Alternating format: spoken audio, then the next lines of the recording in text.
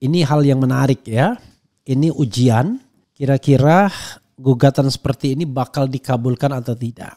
Minimal dikabulkan tadi Jokowi meminta maaf ya dan mengakui sudah berbohong dan kemudian meminta maaf. Itu hukuman yang luar biasa. Dan yang jelas saudara sekalian, itu sidangnya tanggal 8 Oktober.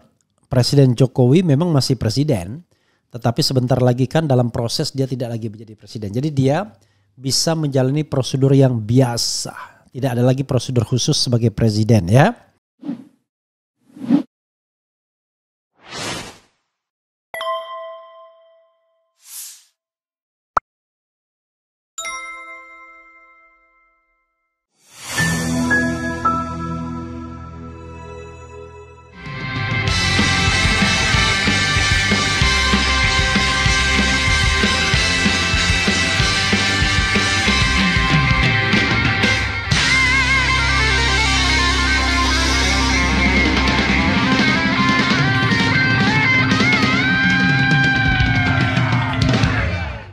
Assalamualaikum warahmatullahi wabarakatuh.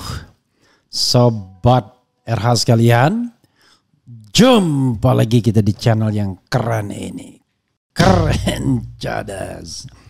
Ya sobat RH sekalian, menjelang akhir pergantian kekuasaan, yang jelas ini ada mulai gugatan terhadap Presiden Jokowi ya, atau terakhir ini kadang-kadang disebut juga Mulyono, dan kick off-nya sudah dilakukan oleh Habib Rizik Syihab dan kawan-kawan, serta sidangnya itu akan dimulai pada tanggal 8 Oktober 2024 ini ya.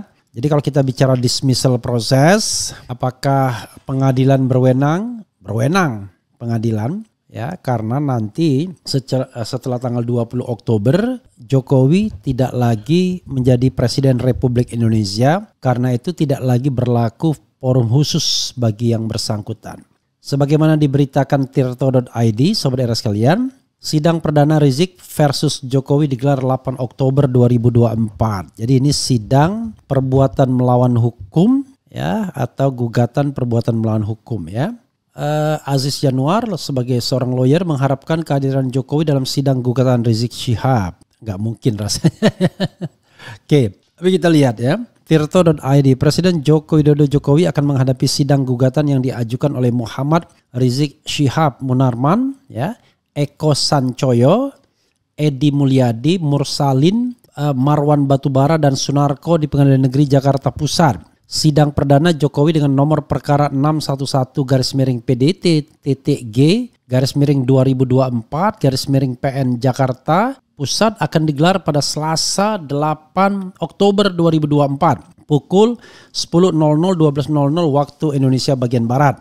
Pengacara Rizik Syihab yang tergabung dalam tim advokasi masyarakat anti kebohongan Tamak, Aziz Yanuar, mengharapkan kehadiran Jokowi dalam sidang tersebut. Tentu saja mengharapkan, kata Aziz saat dihubungi Tirto Kamis ya. Tirto telah menghubungi staf khusus Presiden bidang hukum Dini Purwono dan Kepala Kantor Komunikasi Kepresidenan Hasan Nasbi mengenai persidangan tersebut. Namun tak ada yang merespons hingga artikel ini diunggah. Dalam gugatan tersebut ada sejumlah poin yang menjadi landasan. Pertama, Jokowi dituding melakukan kebohongan sejak maju menjadi calon gubernur DKI Jakarta pada 2012 yang berlanjut pada saat dia maju menjadi calon presiden pada Pilpres 2019 dan 2024. Bahwa rangkaian kebohongan terus dikemas dalam rangka untuk pencitraan, menutupi kelemahan dan kegagalan yang terjadi. Lebih bahayanya, rangkaian kebohongan dan kata-kata bohong dilakukan oleh Jokowi dengan menyalahgunakan mekanisme, sarana dan prasarana ketatanegaraan, kata Aziz dalam keterangan tertulis. Aziz mengingatkan jika rangkaian kebohongan yang dilakukan Jokowi tidak dilawan dengan gugatan hukum, maka akan mencoreng sejarah Indonesia. Oleh karenanya, Aziz bersama para pengacara hukumnya menginisiasi pembentukan masyarakat anti kebohongan dan mengajukan gugatan 30 September terhadap Jokowi atau G30S Jokowi. Luar biasa ya. Bahwa rangkaian kebohongan yang dilakukan Jokowi bila dibiarkan tanpa ada konsekuensi hukum, maka akan mencoreng sejarah bangsa Indonesia yang menjunjung nilai-nilai kejujuran dalam kehidupan berbangsa, katanya. Oleh karenanya Tamak luar biasa meminta majelis hakim untuk menghukum Jokowi dengan membayar ganti rugi material ya utang luar negeri Indonesia dari 2014 hingga 2024. Uang ganti rugi tersebut akan dibayarkan dan dimasukkan ke dalam kas negara. Majelis Hakim juga diminta untuk menahan pembiayaan rumah kepada Jokowi sebagai mantan presiden dan menahan seluruh uang pensiun yang diterima Jokowi kelak pasca pensiun. Bahwa walaupun gugatan yang kami ajukan tidak sebanding dengan kerusakan dan kerugian negara akibat rangkaian kebohongan Jokowi, tetapi langkah konkret ini kami lakukan untuk mengingatkan kepada penguasa yang akan datang dan seluruh pemangku kebijakan untuk berlaku jujur dalam mengemban amanat rakyat Indonesia, kata dia. Begitu sobat RH sekalian ya. Dan kalau kita lihat dokumennya ya, yang mengajukan permohonan itu sebagaimana disebutkan tadi adalah Muhammad Rizik ya, Muhammad Rizik Syihab ini penggugat 1, kemudian Munarman SH, penggugat 2 Eko Sancoyo, penggugat 3 Edi Mulyadi, penggugat 4 kemudian HM Mursalim ya, penggugat 5 Marwan Batubara, penggugat 6 dan Sunarko atau Majen Purnawirawan Sunarko penggugat 7. Jadi ada 7 penggugat ya. Yang digugat adalah Joko Widodo. Jenis kelamin laki-laki, warga negara Indonesia, bertempat tinggal berdomisili di Istana Merdeka, Jalan Medan Merdeka Utara, RT 3, RW 2, Kelurahan Gambir, Kecamatan Gambir, Kota Administrasi Jakarta Pusat, Provinsi Daerah Khusus Jakarta dan atau di Istana Kepresidenan Bogor, Istana Bogor, Jalan Insinyur Haji Juanda nomor 1, Kelurahan Paledang, Kecamatan Kota Bogor, Tengah Kota Bogor, Provinsi Jawa Barat, dan atau Jalan Kutai Timur, RT 08, RW 07, Kelurahan Sumber, Kecamatan Banjarsari, Kota Solo, Provinsi Jawa Tengah, untuk selanjutnya disebut dengan tergugat. Langsung 3 alamat ya. Istana Medan Merdeka Barat, kemudian Medan Merdeka ya, kemudian istana di Bogor, dan kemudian kediamannya di Solo ya. Kemudian pokok perkara ya. Jadi ada beberapa rangkaian kebohongan ya. Rangkaian kebohongan tergugat dalam kampanye Pilkada DKI Jakarta tahun 2012 ya. Rangkaian kebohongan tergugat dalam kampanye pemilu 2014. Kemudian ini lengkap ya. Kemudian rangkaian kebohongan tergugat dalam kampanye pemilu 2019. Kemudian rangkaian kebohongan tergugat lainnya ya. Kemudian perbuatan tergugat merupakan perbuatan melawan hukum ya. Kemudian akibat perbuatan melawan hukum tergugat ya. Kemudian petitum ya. Jadi petitumnya itu sobat era sekalian, berdasarkan dalil-dalil tersebut di atas, maka kami mohon kiranya kepada Ketua Pengadilan Negeri Jakarta Pusat CQ Majelis Hakim yang memeriksa dan mengadili perkara Akuo berkenan untuk memberikan putusan sebagai berikut. Primer, 1. Menerima dan mengabulkan gugatan para penggugat untuk seluruhnya. 2. Menyatakan tergugat dalam kurung Joko Widodo telah melakukan perbuatan melawan hukum. 3. Menghukum tergugat Joko Widodo membayar ganti kerugian material sebesar 5.246,75 triliun untuk disetorkan kepada kas negara. Luar biasa ya. Kemudian itu senilai dengan utang pemerintah ya. Menghukum tergugat Joko Widodo membayar ganti kerugian imaterial kepada para penggugat sebesar Rp1 saja. 5. Memerintahkan kepada negara untuk menahan biaya standar rumah bagi tergugat sebagaimana yang diatur dalam ketentuan Peraturan Presiden Nomor 52 Tahun 2014 tentang pengadaan dan standar rumah bagi mantan presiden dan wakil presiden untuk kemudian disetorkan kepada kas negara. 6. Memerintahkan kepada negara untuk menahan seluruh uang pensiun tergugat untuk kemudian disetorkan kepada kas negara.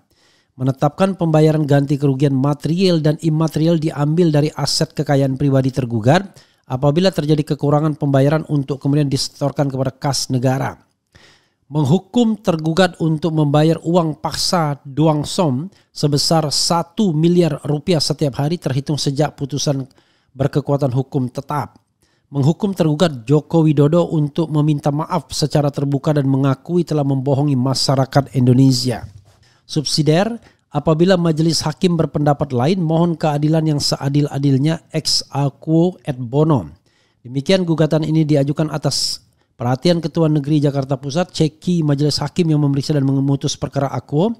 Para penggugat mengucapkan terima kasih, hormat kami kuasa hukum para penggugat. Jadi sahabat era sekalian, ini hal yang menarik ya. Ini ujian, kira-kira gugatan seperti ini bakal dikabulkan atau tidak. Minimal dikabulkan tadi Jokowi meminta maaf ya dan mengakui sudah berbohong dan kemudian meminta maaf, itu hukuman yang luar biasa. Kemudian menahan rumahnya yang harusnya diberikan oleh negara juga luar biasa kalau bisa dilakukan. Tidak memberikan pensiun juga luar biasa ya. Sementara gugatan 5.000 triliun itu I don't know exactly ya. Apakah kemudian akan disentuh atau tidak, karena itu hampir 2 kali lipat dari APBN Indonesia. Oke. Dan yang jelas sobat sekalian, itu sidangnya tanggal 8 Oktober. Presiden Jokowi memang masih presiden, tetapi sebentar lagi kan dalam proses dia tidak lagi menjadi presiden. Jadi dia bisa menjalani prosedur yang biasa. Tidak ada lagi prosedur khusus sebagai presiden ya. Begitu sobat RH sekalian ya. Nanti setelah ini kita lihat ada keanehan katanya dalam ijazah Jokowi, kita akan lihat ya. Jadi rezim Jokowi ya mestinya tidak dipertahankan lagi oleh Prabowo Subianto ya. Jangan bilang bahwa pemerintahan Indonesia baik-baik saja di bawah pemerintahan Presiden Jokowi. Oke, kita bacakan komentar sobat RH sekalian ya. Tetapi begini sobat RH sekalian, sekali lagi ya, ini adalah sebuah tradisi baru yang dibangun oleh civil society untuk memberikan dalam tanda kutip peringatan kepada siapapun yang menjabat, terutama kepada presiden, bahwa walaupun Anda berkuasa, Anda tidak boleh seenaknya. Ya, hukuman sosial politik sudah dilakukan ketika nama Jokowi disebut di dalam sidang MPR atau pelantikan anggota DPR MPR, tetapi tidak ada yang kemudian bertepuk tangan. Tadi sebagaimana video awal tadi, itu hukuman sosial politik. Tetapi hukuman secara yuridis belum dilakukan ya, belum diputuskan karena harus melalui due process of law, sidang pengadilan. Dan gugatan dimulai oleh Habib Rizik dan teman-teman, ya gugatan kebohongan. Dukungan terhadap gugatan ini sobat RH sekalian sangat besar karena saya pernah membuat polling apakah Anda mendukung gugatan Habib Rizik dan teman-teman atau tidak, dan mayoritas menjawab mendukung ya. Coba kita lihat berapa persen dukungan itu. Kalau kita scroll ke bawah ya yang sudah disampaikan itu, apakah Anda mendukung gugatan HRS dan komponen masyarakat lainnya terhadap Jokowi? 97.000 yang voting, yang mendukung 94%, tidak mendukung 6% saja ya. Karena dan itu 3 hari yang lalu tidak di-up lagi, tetapi 96.000 angka yang cukup signifikan ya. Salah satu komentarnya adalah sangat mendukung, moga Allah Subhanahu wa taala memenangkan perjuangan yang memperjuangkan keadilan dan kebenaran. Dukung penuh siapapun yang terindikasi korupsi, kolusi dan nepotisme, usut tuntas. Mendukung banget, emang keluarganya aja yang mau makan di negeri ini. Habisi koruptor di Indonesia dengan cara apapun biar rakyat sejahtera. Sangat mendukung dan itu harus dilakukan. Sangat mendukung biar lewat proses pengadilan yang terbuka dan adil. Maka seluruh rakyat Indonesia tahu akan kebenaran yang sesungguhnya. Bukan sekedar rumor, isu atau framing penuh kedustaan. Lanjutkan guru-guru bangsa biar ke depan dipimpin oleh orang yang benar. 1000% saya mendukung untuk mengadili pemimpin yang zolim kepada rakyatnya dan wajib dipenjarakan semua keluarganya dan para pengikut-pengikutnya. Dulu HRS masuk penjara hanya karena mengatakan dirinya baik-baik saja. Ternyata COVID dianggap berbohong karena penjara. Apalagi ini jelas-jelas bohong kepada rakyat Indonesia. Ya, menyebarkan berita bohong dia. HRS sudah cukup diamnya selama ini, waktunya bereaksi untuk keadilan. Semua itu ada bukti apa enggak? Ya adalah bukti gimana? Buktinya kan antara ucapan dan realisasi bro, ya kan? Kan mudah sekali membuktikan. Misalnya mau buyback Indosat, ya kan? Itu kan ada ucapannya, tapi realisasinya nggak ada kan gitu. Saya pastikan pendapatan berkurang lu, Bung. Kalau nggak bahas Jokowi lagi dan Pak Jokowi tetap akan menjalani masa pensiun dengan baik-baik saja. Is it? Ya kita lihat saja karena Anda percaya rezeki itu dari Jokowi. Kalau saya percaya rezeki dari Allah Subhanahu wa taala ya. Tuhan yang Maha Kuasa, bukan dari Jokowi ya. Begitu ya sobat sekalian. Semua itu omong apa? People power wajib terlaksana terhadap rezim Jokowi karena melanggar konstitusi dan peraturan perundang-undangan lainnya dan politik dinasti. Oke, adili Jokowi dan keluarganya. Ya, saudara sekalian, itu saja ya. Dan kita setel lagu Raja Petruk untuk mengingat Presiden Jokowi Mulyono atau Raja Jawa. Wassalamualaikum warahmatullahi wabarakatuh. Keren cadas. Ciao.